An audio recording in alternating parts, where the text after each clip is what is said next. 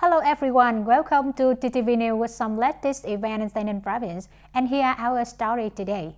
Ladies and gentlemen, to restore the import and export supply chains and promote the export of agricultural, forestry and fishery products after COVID-19, the Trade Promotion Department was assigned to be the focal unit to manage the Vietnam Trade Promotion Office in Chongqing and Haozhou, China's and Vietnam Products Introduction Center in New York, the USA.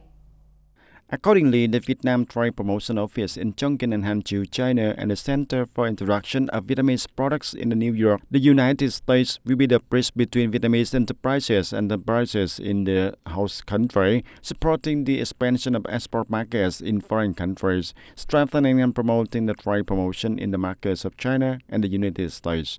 From there, contributing to the growth of Vietnamese goods exports, seeking sustainable solutions for the groups of Vietnamese products that have strength in exporting agricultural products, aquatic products, consumer goods, and industrial goods also.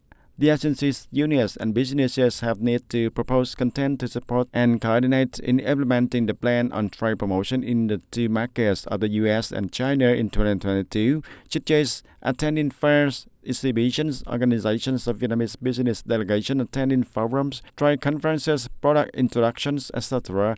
will propose content to be coordinated with the office, the centers for industry and products that local businesses have export strengths, and it is also necessary to count on foreign businesses to enter Vietnam to survey and find partners to import goods and local products, along with other proposals for coordination and support.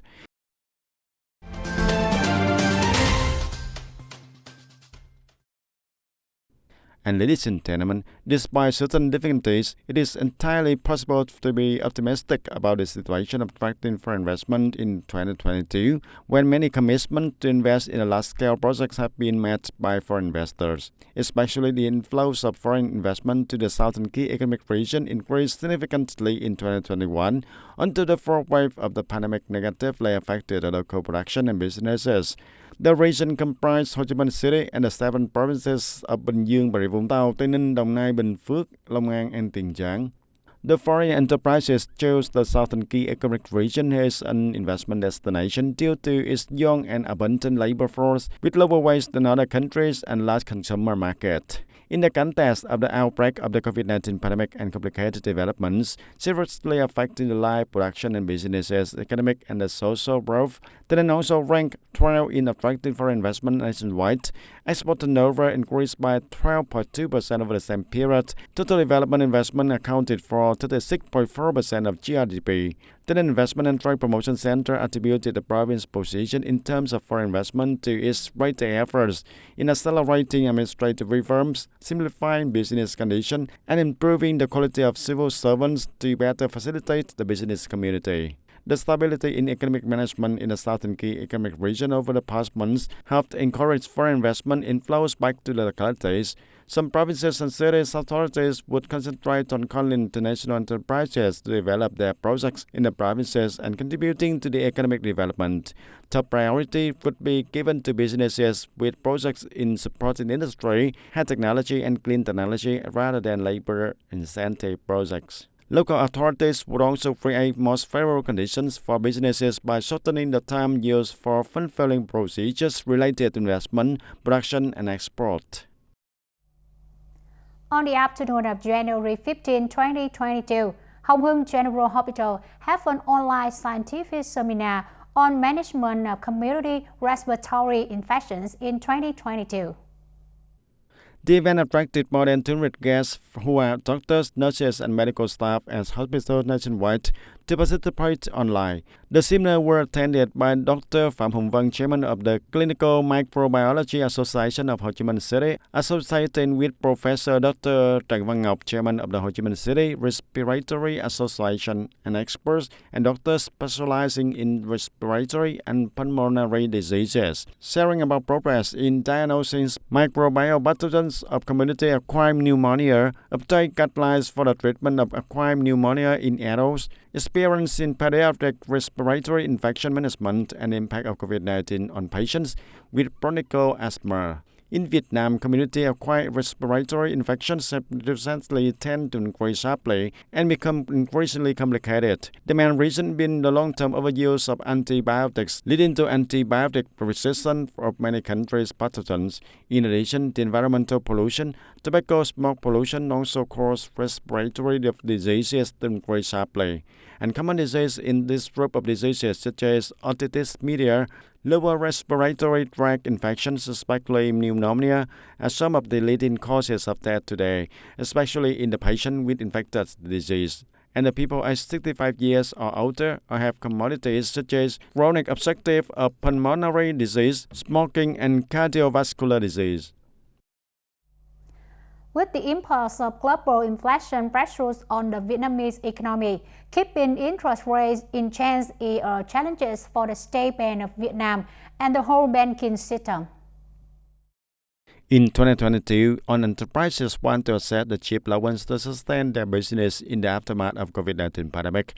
Therefore, Vietnam's central bank will strive to maintain the stability of the average interest rate and will direct credit institutions to continue cutting costs and reduce lending rates to support the economy.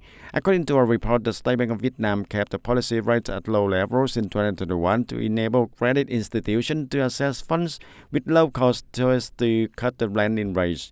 The State Bank of Vietnam also directed banks to minimize their costs and adjust their business plans and profit targets in order to prioritize lowering rates on current outstanding debts and new loans. The State Bank of Vietnam data shows that the total amount of interest cut by 16 banks reached over 18,000 trillion Vietnam dong, equivalent to about 87.7% of their commitments. Four major state-owned banks also pledged to spend a further of 4 trillion Vietnam dong reduced lending rates. The general trend in many developed countries rising interest rates, which is putting pressure on developing countries like Vietnam, and therefore maintaining stable rates amid global rises is a great challenge. But the State Bank of Vietnam has continued to direct commercial banks to cut their costs so as to reduce the lending rates if possible.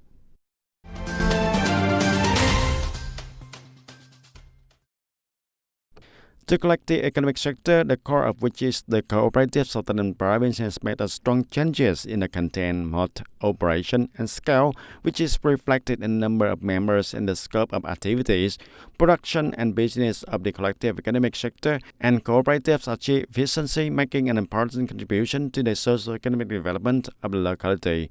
And today, TayNinhTV has about 161 cooperatives, increased 112 cooperatives compared to 2020. The average revenue of one cooperative increases from more than 12 billion Vietnam dong per year in 2021 to 16 billion Vietnam dong in 2021. The income of the average number of members and employees of the cooperative also increased from 17 million Vietnam dong per person in 2021 to about 75 million Vietnam dong per person in 2021. And by 2021, 28% of agricultural cooperatives have applied high technology of production, and 66% of agricultural cooperatives associate with business along the value chain, implementing the import and output linkages by stable association contracts. And Mr. Nguyễn Mạnh Hùng, Deputy Secretary of the Provincial Party Committee, assessed that in order to promote the role of the collective economy on levels, branches, and localities, often accompany and guide the people to develop their business collective economy in the area.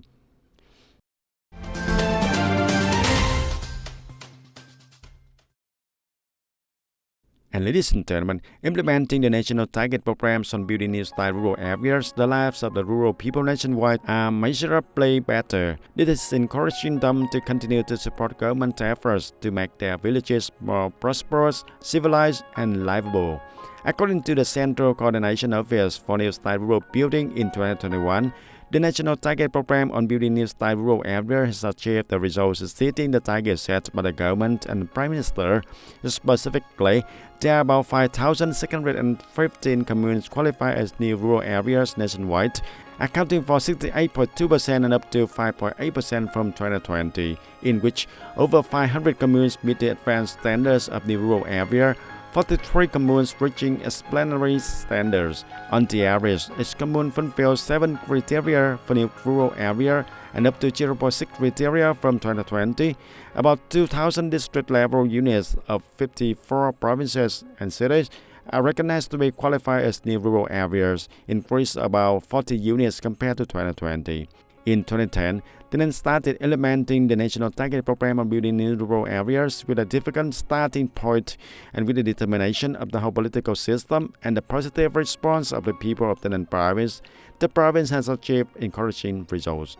By 2021, TayNin has about 55 over 71 communes reaching rural standards and reaching to 63.4% on the average.